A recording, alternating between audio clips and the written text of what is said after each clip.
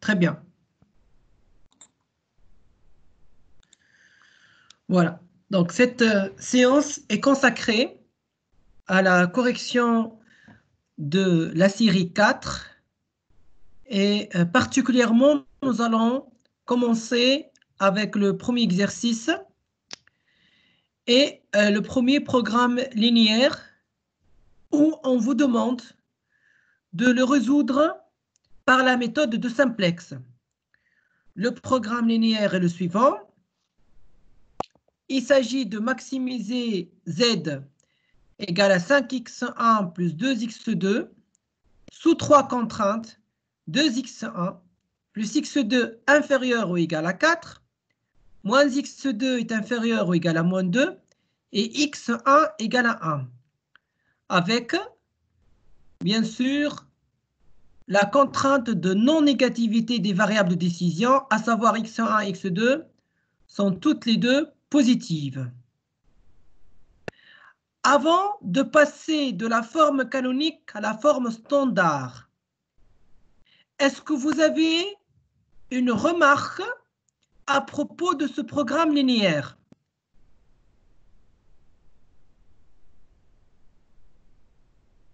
Oui? Est-ce que quelqu'un a une remarque? Est-ce que vous remarquez quelque chose?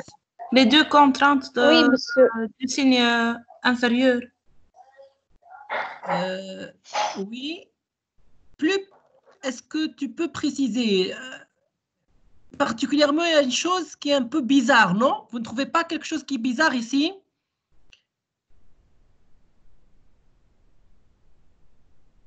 Oui? Monsieur, le contrainte الأول فيه E والثاني كيف والثالث ما فيش E معناه. Avant de passer en fait à la forme standard. Regardez cette contrainte. Cette contrainte, en fait, moins 2, voilà, est négative. Ce qui est impossible au niveau, donc, si on respecte les propriétés de la méthode de simplex, il faut transformer cette contrainte pour éviter un signe moins au niveau de B. Le B ne peut jamais être négatif. Donc, il faut multiplier par moins 1 toute la contrainte, ce qui va donner x2 supérieur ou égal à 2. OK? Monsieur, معناتها ما تجيش moins 2, ما تجيش بالموا هذيك. Bien sûr, le B ne peut pas être négatif. Jamais on a un B négatif. خاطر خدمت بها هكاك الاكزرسيس وطلع لي اوبتيمال في الاخر. لا شوف احنا مش حكايه تطلع ما تطلعش. نجموا نخدموا حاجه نخدموا حاجه غلطه وتعطينا ريزولتا في الاخر صحيح. Mais هي غلطه en fin de compte. D'accord? رد بالنا. Juste donc il faut bien, je le précise c'est la première fois qu'on voit ce genre de situation. Il faut faire attention, le B ne peut jamais être négatif. Donc il faut multiplier par moins 1 et afin d'éviter ce problème. Par la suite, on va passer à la forme standard. Alors, je n'ai pas précisé tout à l'heure qu'on va utiliser la méthode de Big M. Et vous allez donc, bien sûr, comprendre pourquoi on va utiliser cette méthode, surtout le Big M. Alors, pour passer de la forme canonique à la forme standard, donc on va commencer par les contraintes. La première contrainte ici, qu'est-ce qu'il faut faire pour passer d'une inégalité à une égalité? Qu'est-ce qu'il faut faire? Plus E1 ونزيدوا الفاريابل d'écart. Très bien, donc c'est plus E1. Bien. Est-ce qu'on ajoute pour la première contrainte une variable artificielle? Non. Bien sûr. Pourquoi? Parce qu'on vérifie bien que 0 est inférieur ou égal à 4, c'est-à-dire la première solution réalisable de base. Variable artificielle. Pardon? Signe inférieur, ما نحطوش variable artificielle. Et mais pourquoi? J'ai précisé parce que donc si on remplace x1 par 0, x2 par 0, on vérifie bien, voilà, que la contrainte, elle vérifie cette propriété ou cette solution réalisable de base. D'accord? La deuxième contrainte, qu'est-ce qu'il faut faire là? Moins E2. Très bien. Donc, il faut retrancher E2. Plus A2. A2. Donc là, on ajoute une variable artificielle. Pourquoi? Parce que si je remplace x2 par 0, est-ce que c'est supérieur ou égal à 2? Non. Donc, si la contrainte ne vérifie pas la première solution de réalisable de base, on ajoute une variable artificielle. La dernière contrainte, qu'est-ce qu'il faut faire? A3. Voilà. Est-ce qu'on ajoute une variable d'écart?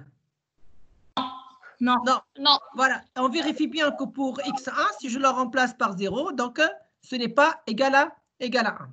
Bien. Une fois qu'on a ajouté donc les différentes variables d'écart et artificielles, d'accord? Maintenant, on va, qu'est-ce qu'il faut faire? Il faut... L'itération. Avant l'itération, il ne faut pas oublier la fonction objectif. D'accord? Qu'est-ce qu'il faut faire au niveau de la fonction objectif? نزيدوا لها الفاريابل d'écart ou l'artificiel. Bien. Donc, pour les variables d'écart, on avait dit que normalement, c'est 0. Voilà. Qu'est-ce qu'il faut faire? Il faut ajouter. Oui. Voilà. Donc, normalement, on avait 0E1 et 0E2. Donc, on peut ne pas les mettre. Donc, il faut surtout ajouter, voilà, les variables artificielles. Et puisqu'on utilise la méthode de Big M, donc il faut affecter chaque variable artificielle, pardon, ici c'est E2, E3, il faut affecter chaque variable artificielle par un coefficient M, qui est un coefficient très élevé, de l'ordre 10 à la puissance 10. Et pourquoi le signe moins maintenant? Parce que c'est un programme de maximisation. Voilà, c'est comme si on va sanctionner notre programme, notre fonction objective qui est à maximiser, par l'ajout de ces variables artificielles. Et comme on veut que ces variables artificielles donc, sortent de la base le plus tôt possible, et qu'à l'optimum, on ne doit pas trouver ces variables artificielles, donc on les affecte d'un signe moins. Très bien. À partir de là, je peux maintenant commencer à présenter notre premier tableau de simplex, d'accord? Dans lequel on va maintenant essayer de retrouver la première solution réalisable de base.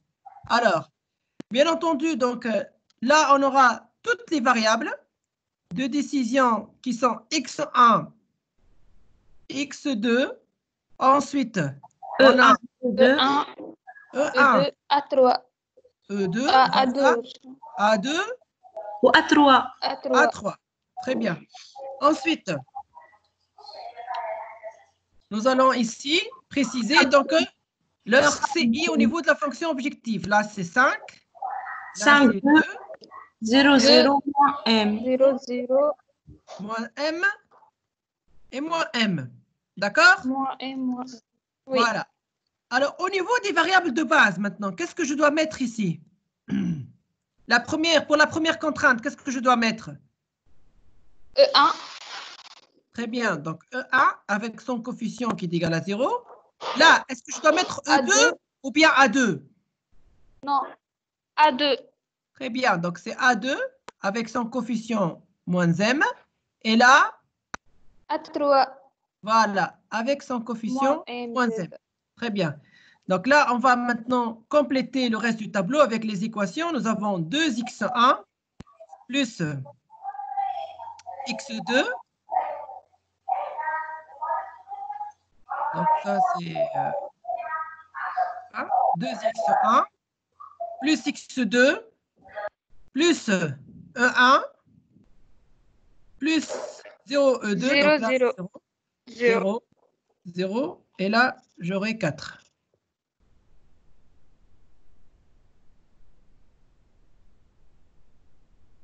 Bien. Alors, ensuite, là, j'aurai 0. Donc, x2, 0, moins E2 ou bien plus E2. Moins 1.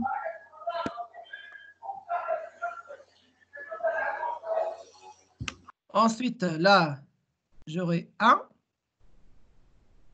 Là, c'est 0. Et là, c'est 2. Là, à la dernière contrainte, donc x1. Monsieur, Oui.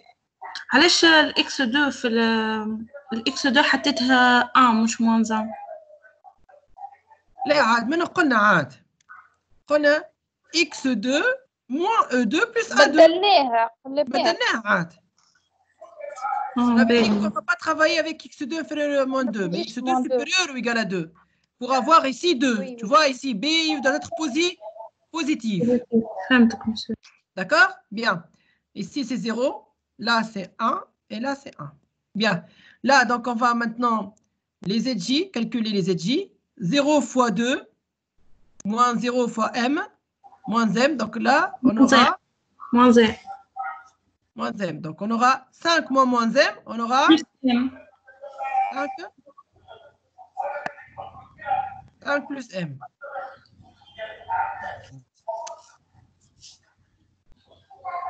Bien.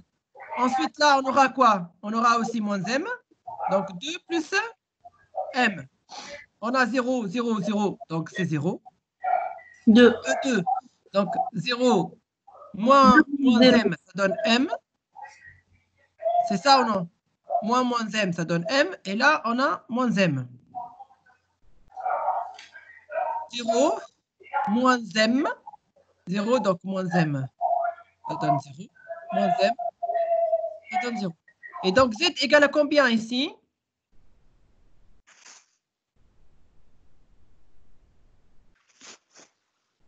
Z égale à combien? 4 fois 0 plus 2 fois moins M. Très bien. Plus 2 fois moins M. Ça nous donne combien? Moins 3. Moins 3M. 2 fois moins M. Moins 3M. Voilà, 1 fois moins M. Et 4 fois 0. Voilà. Ça nous donne Z égale à moins 3M. OK? Oui. Bien. Oui, monsieur.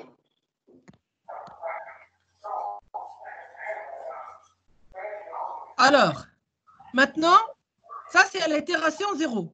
C'est-à-dire, on doit maintenant choisir la variable entrante, la variable sortante et identifier le pivot. Alors, quelle sera la variable entrante? E2. E2. Pourquoi c'est E2? مين خاطر؟ ناخذوا المين من اللوطة. أنا ماكس. مش maximisation. max. Donc, maximiser. Donc, c'est 5 plus M من اللوطة. X1. Voilà, 5 plus M. C'est la valeur la plus élevée. D'accord? Oui. Et la variable sortante, on aura quoi? 4 sur 2, 2 sur 0 et 1 sur 1. À 3. Donc, 1 sur 1. Voilà, c'est la variable sortante. Donc, c'est A3. Donc, le pivot n'est autre que 1. Voilà. Le pivot, c'est 1. À partir de là, donc, on peut maintenant retrouver la deuxième itération juste après l'itération, donc 0. Donc, là, c'est bon. On va reprendre maintenant.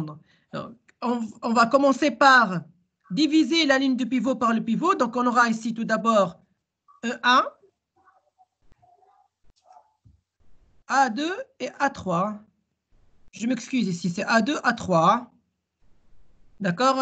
Ben, ensuite, donc là, j'aurai 0. Ah, pardon, c'est pas A3, on avait dit, donc c'est X1. C'est X1, voilà. Là, c'est moins M et là, c'est 5. Donc, on va commencer par la ligne de pivot qui est la plus simple. On va diviser la ligne de pivot par le pivot. Sur 1. Colonne sur 1. Voilà, colonne sur 1, 1, 0. واللي فوق البيفو نحطو 0. Voilà. 0, 1, 1. X1, bien sûr, avec, voilà, avec les autres variables de base, c'est 0. On peut également donc compléter la colonne de E1, puisque E1 se trouve dans la base, donc c'est 1. A2 également se trouve dans la base, donc c'est 1 pour A2, pour le reste c'est 0. Et maintenant, il nous reste à calculer ces différentes valeurs.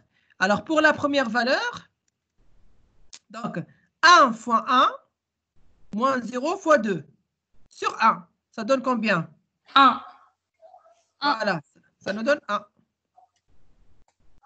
Ensuite, 1 fois 1 moins 0 fois 0, ça donne également 1, Z. 1.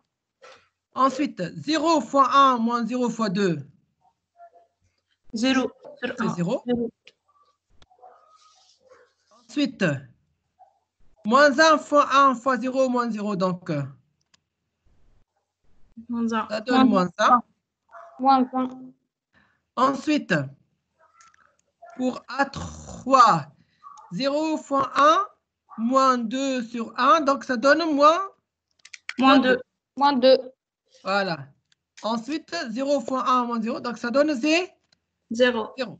Maintenant, les VVB, on a 4 fois 1, moins 1 fois 2 sur 1. Donc 4 fois 1, ça fait 4, moins 2, ça fait 2 sur 1, ça donne 2.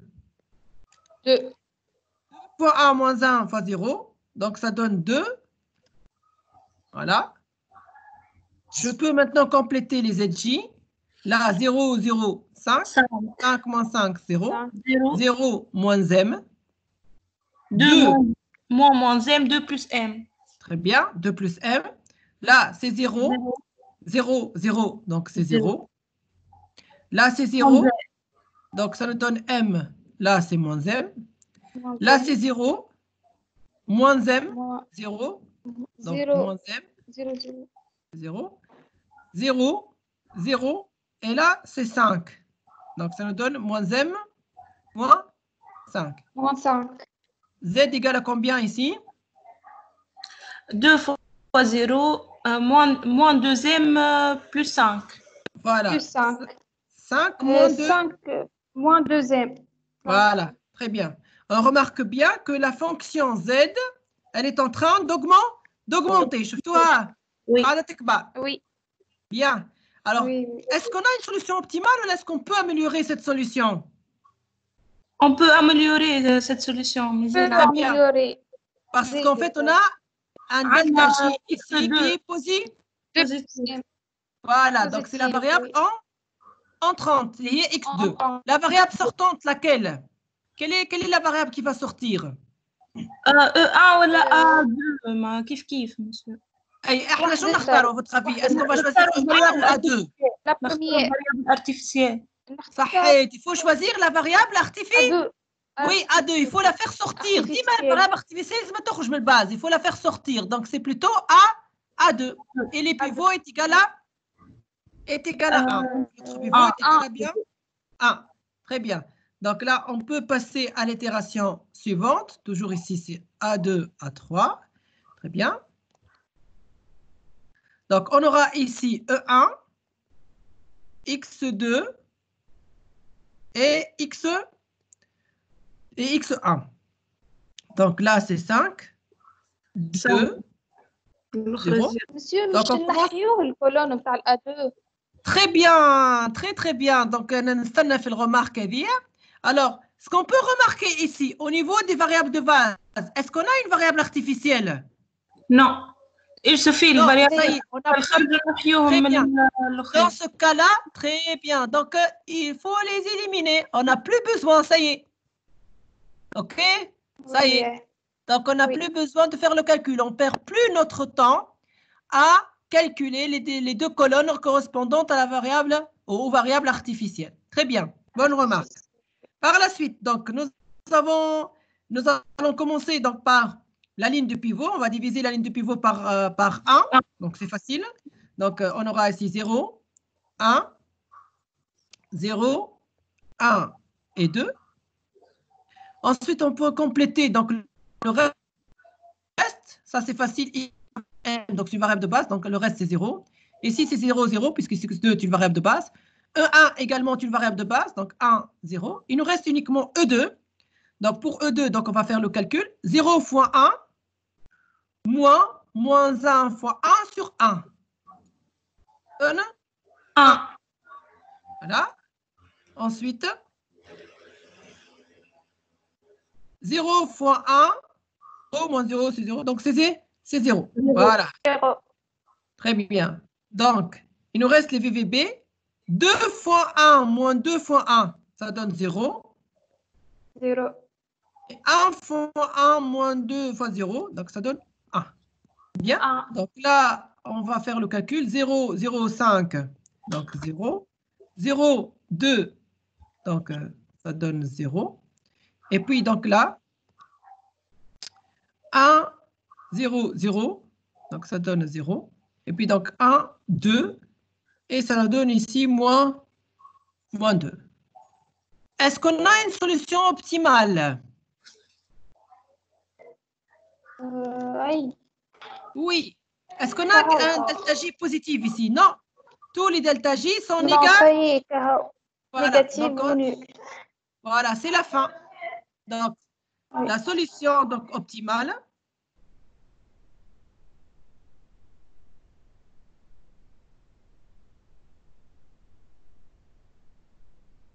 Et donc, nous avons, on commence par x1. x1 étoile égale à 1.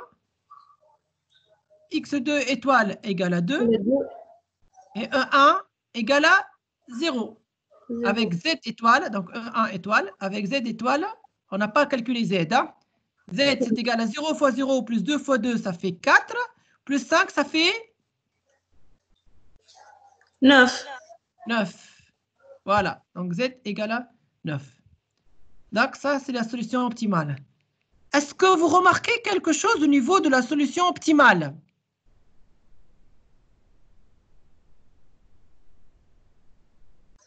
Variable d'écart reste dans la base.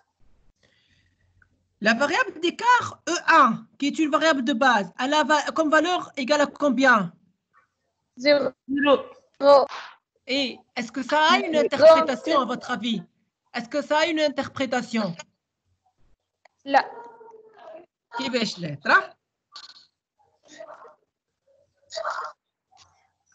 Non, saturé, monsieur. لا لا لا لا لا لا مش ساتوراسيون هنا. لا نحكيو على الفالور توا هي في الباز زيرو. كي تبدا une valeur dans la base 0. On a vu ça au niveau du cours, les problèmes irréguliers. N'a pas aucun effet sur les variables entrantes. Là, on a un problème dégénéré. Qu'est-ce qu'un problème dégénéré?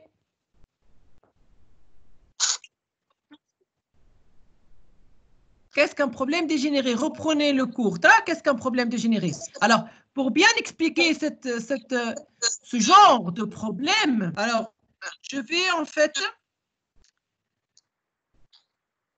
faire une représentation graphique. D'accord? Donc, c'est l'exercice 1A, série 4. Donc, je vais faire la représentation graphique et vous allez mieux comprendre la notion de programme ou un problème dégénéré. Alors, donc, graphe. Voilà, donc ça, j'ai le graphe. Alors, essayez de suivre avec moi. Donc, je vais faire une capture d'écran. Graphiquement, et vous allez mieux comprendre avec le graphique. Hein? Voilà. Alors, je vais prendre, comme on le fait donc d'habitude avec la résolution graphique, on va essayer de déterminer quelle est la région des solutions réalisables. Alors, pour la première contrainte, donc ça, c'est la première contrainte, ça, c'est C1. Donc, la deuxième contrainte, C2. Et celle-là, c'est C3. N'est-ce pas? Est-ce que vous suivez? Oui, est-ce que vous suivez? Oui, bien. Alors, donc on va commencer par la première contrainte. Est-ce que 0 est inférieur ou égal à 4? Oui. Donc on va, comme d'habitude, éliminer la partie qui ne contient pas 0. Ensuite, pour la contrainte 2, est-ce que 0 est supérieur à 2? Non. Donc on va éliminer. Non. Voilà, on va éliminer toute cette partie-là. Pour la contrainte numéro 3, est-ce que 0 est égal à 1? Non. Non. Non. Donc, on va éliminer toute cette partie-là. Est-ce qu'on a une solution, une région des solutions réalisables ici? Non. Non. Mais on a en fait une intersection, un point commun entre les trois droites. Regardez les trois droites. Ça, c'est la deuxième. ça c'est la troisième et ça la première. Donc leur intersection, c'est un seul point. C'est le point qu'on a trouvé la solution optimale. On avait trouvé que x1 égale à 1 et x2 égale à 2. Donc, lorsque trois contraintes comme ça, leur intersection, c'est un seul point. On dit qu'on a un problème dégénéré. Et ça, c'est graphiquement. Analytiquement, comment on a détecté ce problème? On avait trouvé que E1 égale à 0, qui est une variable de base, égale à 0. Vous voyez? Voilà le problème dégénéré. D'accord? D'accord. Des questions?